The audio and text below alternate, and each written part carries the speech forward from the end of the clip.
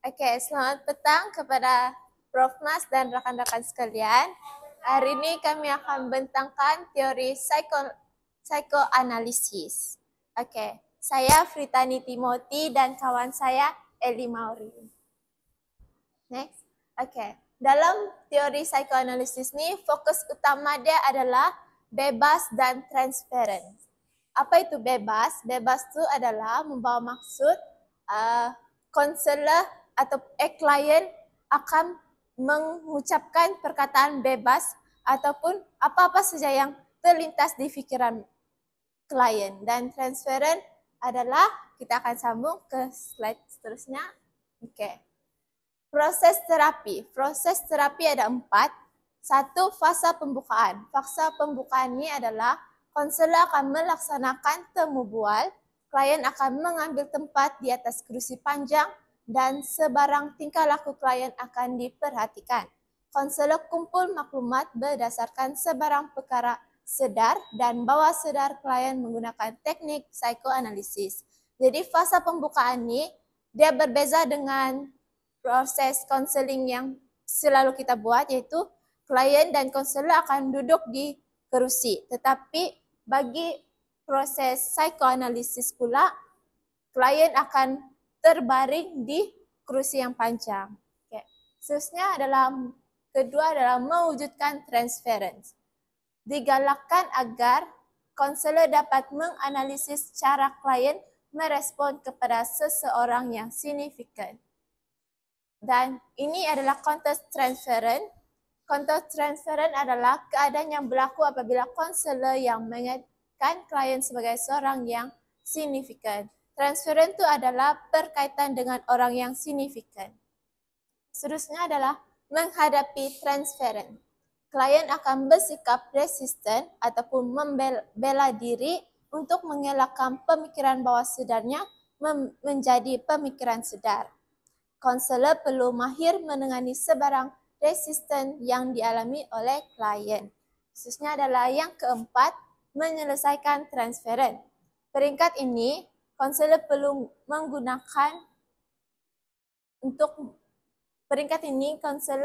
gunakan untuk menangani sebarang pergantungan neurotik klien terhadap konselor. Kemungkinan klien akan sukar untuk melepaskan hubungan terapi karena masih ada transferan yang belum selesai. Maksudnya di sini konselor klien tuh melihat konselor itu adalah orang yang signifikan dengan dia dan dia masih bergantung dengan konselor. Dia tidak memiliki selik akal. Oke, next. Oke, teknik-teknik dia ada 5. Yang pertama adalah free association ataupun perkaitan bebas. Seperti yang saya cakap awal tadi, perkataan bebas itu apa yang terlintas di pikiran klien. Jadi, klien diminta tenangkan diri dan coba ingat semula kejadian masa lampau, sama ada pengalaman semasa membesar atau pengalaman emosional. Klien bebas meluapkan apa sahaja. Dalam situasi ini, id akan bersuara, ego akan diamkan diri. Contoh dia, contoh dia boleh baca di sini, tapi saya akan terangkan. Contoh dia, konselor memiliki klien yang tidak ingin bercakap ataupun malu dalam sesi konseling itu. Jadi konselor akan membuat perkataan bebas dengan mengatakan satu perkataan. Contoh keluarga. Jadi konselor akan tanya, coba Anda ceritakan tentang keluarga bagi Anda. Jadi konselor akan ceritakan, dari situ konselor akan tahu sama ada klien itu memiliki masalah keluarga ataupun tidak. Oke, next. Next adalah analisis mimpi. Oke, menurut Sigmund Freud, mempercayai bahwa mimpi merupakan sumber untuk memahami pemikiran bawah sadar. Dan klien diminta menceritakan mimpi kepada konselor. Terdapat 2 jenis maksud yang dipentingkan apabila menganalisis mimpi, yaitu maksud tersurat dan tersirat. Contohnya klien memiliki mimpi dikejar zombie. Jadi bermaksud kemungkinan bermaksud adalah tersirat dia klien memiliki masalah yang tidak klien sedar dan klien ingin berlari dari masalah itu. Sama dalam mimpi itu, klien berlari dari zombie tersebut. Zombie itu adalah masalah sebenarnya lah. Oke, next. Kita akan masuk kepada teknik yang ketiga, yaitu analisis transferent.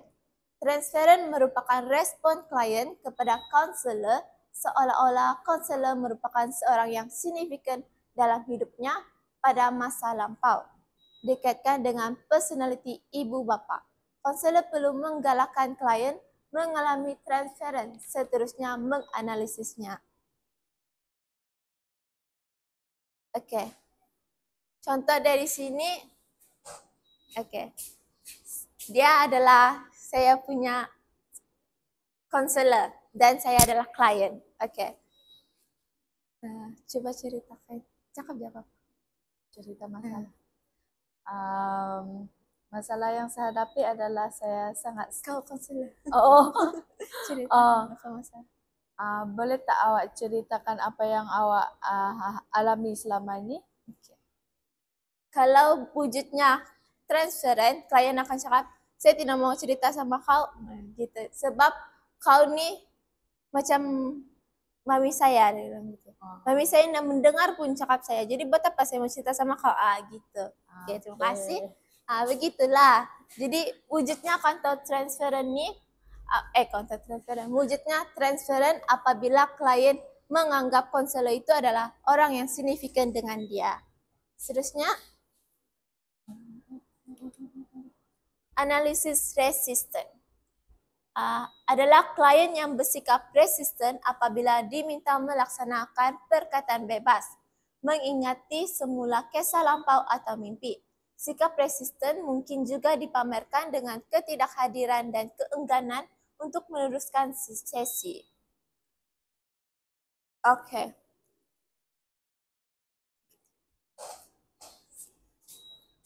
Oke, contoh lagi, saya klien juga dan dia konselor. Oke.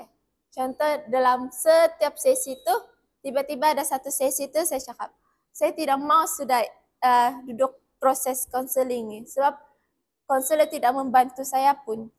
Buang masa saja saya ikut sesi konseling. Boleh Anda terangkan kenapa? Boleh awak terangkan apa yang terjadi? Jadi di sini konselor akan menanya kenapa klien tidak ataupun enggan untuk mengikuti sesi konseling. Terima kasih. Sebab kita harus mengetahui resisten itu wujud disebabkan apa dan kita harus atasi resisten tersebut. Okay. Next adalah interpretasi atau pentafsiran. Teknik ini menolong klien melihat sesuatu isu dari sudut yang mungkin tidak disadari oleh klien selama ini. Melalui teknik ini, pemikiran, perasaan, dan tingkah laku klien akan diberikan makna yang berbeza. Pentafsiran yang baik tidak menyinggung perasaan klien dan dilakukan pada masa yang sesuai. Contohlah, ada satu case, klien ni dia merasa diri dia gagal dalam hidup. Lepas tu, semua dia rasa down lah. Apa-apa dia rasa sedih, semua.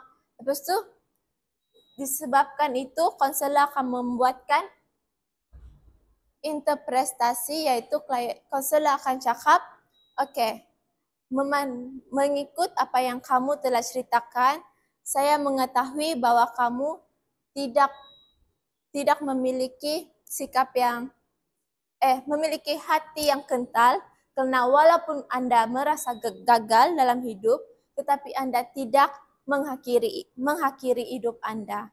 Jadi melalui itu, melalui cerita-cerita klien itu, konselor membuat tafsiran. Oke. Next. Oke, itu saja dari saya. Saya akan berikan kepada pembentang seterusnya.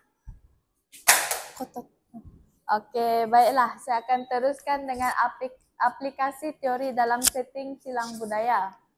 Untuk silang budaya ni ada dua perspektif, iaitu dari agama Islam dan masyarakat Asia. Untuk agama Islam, konsep ID, ego, dan superego ini boleh dikonsepkan ataupun disamakan dengan konsep nafsu dan akal. Namun, Freud percaya bahwa ID adalah elemen yang paling nyata dalam personality manusia. Jadi manusia sering dilihat sebagai kalahlah kepada nafsu. Seperti yang kita lihat, kita sendiri pun sebagai manusia sering kalah dengan nafsu kita sendiri dan inginkan benda yang lebih dari apa yang kita dapat selama ini. Sebaliknya, agama Islam melihat manusia sebagai makhluk yang boleh mengawal nafsunya dengan baik dan dengan bantuan akal fikiran yang waras. Jadi untuk masyarakat Asia pula, teori ini kurang sesuai kerana masyarakat Asia lebih menyukai cara yang lebih berstruktur dan pendekatan yang lebih berorientasikan penyelesaian masalah lah, berbanding dengan kaedah teori ini yaitu tidak reaktif seperti psikoanalisis. Cara terapi psikoanalisis yang memberi ruang kepada klien untuk meluahkan ketidakpuasan hatinya atau mendedahkan maklumat. Kaedah ini juga digunakan dalam terapi psikoanalisis, boleh dianggap sebagai invention of privacy. Next. Jadi kita dapat lihat di sini kelebihan dan kelemahan teori psikoanalisis. Kelebihan yang pertama adalah bidang psikologi semakin berkembang pesat dengan tercetusnya teori psikoanalisis. Yang kedua, menumpukan kepada elemen pemikiran bawah sadar. Banyak tindakan manusia yang kadang-kadang tidak dapat difahami, tidak dapat dijelaskan melalui kaedah analisis, transference, analisis mimpi, dan hipnosis. Yang keempat adalah membincangkan tentang pengaruh pengalaman zaman kanak-kanak terhadap pembentukan personality individu. Bagi kelemahan teori psikoanalisis pula adalah banyak kritikan yang diterima. Masa terapi mungkin mengambil masa yang berbulan-bulan. Bukanlah terapi yang sesuai untuk golongan kelas bawahan kerana kos yang tinggi. Yang keempat adalah pendekatan psikoanalisis hanya digunakan secara meluas dalam kalangan golongan pertengahan dan atasan. Di Amerika Syarikat memandangkan kos yang perlu kita keluarkan untuk teori ini tinggi dan rawatan dia memakan masalah yang lama. Next. Okey, untuk aplikasi kes Laila ni ada 4 punca masalah yang dihadapinya, iaitu yang pertama adalah dirogol oleh pengasuh dan juga anak lelaki pengasuh dia. Yang kedua adalah keinginan seks. Yang ketiga, masalah dalam perkahwinan, dan keempat adalah masalah tertekan dan sedih. Jadi untuk kes Laila ni pada peringkat anal, ketika berumur 2 tahun, Laila telah dicabuk oleh pengasuhnya dan anak lelaki pengasuhnya. Laila tidak menceritakan perkara yang berlaku kepada ibu bapanya. Jadi di sini merupakan peringkat anal. Yang kedua pula, Laila sudah mula merasa perasaan ingin tahu tentang organ kelaminnya. Laila lebih banyak memendamkan perasaan kerana tidak tahu bagaimana untuk menerangkan kepada ibu bapanya. Jadi di sini merupakan peringkat falik. Jadi untuk peringkat seterusnya, walau bagaimanapun, keluarga Laila sangat menyayangi dan kehidupannya semakin baik. Laila mendapatkan perhatian atau kasih sayang melalui pencapaian yang memberangsangkan dari segi akademik dan juga sukan. Laila bergaul dengan rakan-rakan sebaya perempuannya dan lebih menumpukan kepada minat sosialnya. Laila berjaya memendamkan keinginan seksualnya pada masa ini kerana dia menggantikannya dengan aktiviti sukan dan persatuan di sekolah. Jadi di sini merupakan peringkat latensi. Next. Tingkah laku Laila berubah kerana dia sudah mula berminat dengan kaum lain. Laila mula menunjukkan ciri-ciri personality yang lebih memenuhi kehendak ID-nya untuk memperoleh keseronokan. Super ego Laila gagal mengawal ID-nya dengan lebih baik dan Laila mula terjerumus dalam pergaulan seks yang tidak sehat dan sering tertarik kepada kaum lelaki secara seksual. Namun, setelah menjadi matang, Laila mula menyadari kesilapannya dan super egonya menguasai ID-nya dengan lebih baik. Jadi di sini merupakan peringkat yang terakhir iaitu peringkat genital. Next.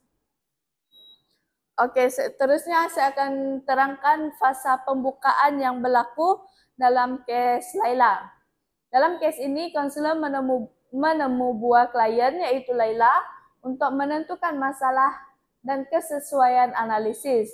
Yang kedua, penerokaan sejarah, pengalaman, pencapaian dan hubungan sekeliling. Yang ketiga adalah rekodkan segala perkara termasuk sedar dan tidak sedar. Yang terakhir, konselor akan memahami isu dalaman dan mekanisme bela diri yang wujud.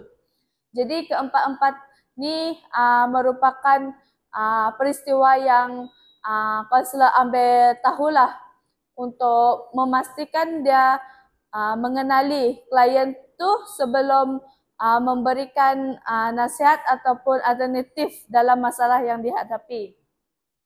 Seterusnya adalah mewujudkan transference. Temu buah awal mengambil masa yang lama memandangkan konselor meneroka zaman awal kanak-kanak menggunakan perkaitan bebas dan menggalakkan transference. Next. Okey, ini adalah contoh dialog konselor dan klien menggunakan teknik menggalakkan transference, perkaitan bebas dan interpretasi.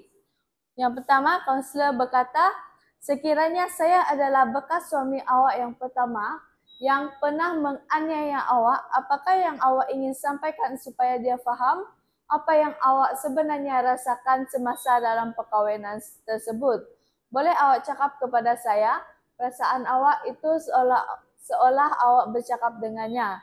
Jadi di sini konselor menggunakan menggalakkan transference supaya klien menceritakan segala masalah yang dia pendam bersama dengan suami dia.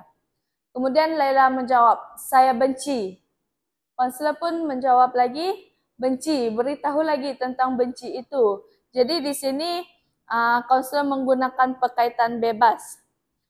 Kemudian Laila menjawab, saya benci kerana dia tidak bimbing saya dengan baik. Dia tidak pernah ajar saya tentang tanggungjawab hingga saya lupa apa yang saya patut buat dalam kehidupan. Kami sama-sama hanyut. Saya jadi marah bila mengenangkan kisah lama kami.